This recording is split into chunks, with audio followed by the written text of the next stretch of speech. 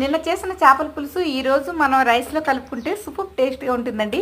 నిన్న వండిన పరమాన్నంలో మనం వండిన వెంటనే కాస్త పరమాన్నం వేరే పాత్రలోకి తీసి మూత పెట్టి ఉంచేసుకొని నిన్న వండింది ఈరోజు మనం పరమాన్నం నెయ్యితో కానీ నెయ్యి వేడి చేసి తీసుకుంటే బాగుంటుందండి.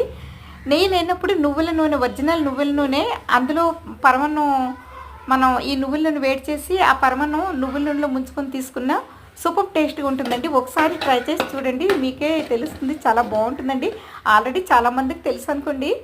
అండ్ నిన్న వండిన చేపల పులుసు ఈరోజు ఇమ్ముపడి టేస్ట్గా ఉంటుందండి. ఇంకా ఈరోజు నేను ఉల్లిగడ్డలు, టమాటో అండ్ వంకాయ కర్రీ చేశానండి. ఫ్రై చేసేసానండి. కానీ ఫ్రైలు తింటే మనకు వచ్చే బెనిఫిట్ పొట్ట కాస్త ముందుకు కనిపిస్తుందండి. అందువల్ల కాస్త వాటర్ వేసానండి. మనం ఫ్రైలు ఎంత తక్కువ తింటే మనకి పొట్ట అంత తక్కువగా పెరుగుతుందండి. చూసారు కదండి.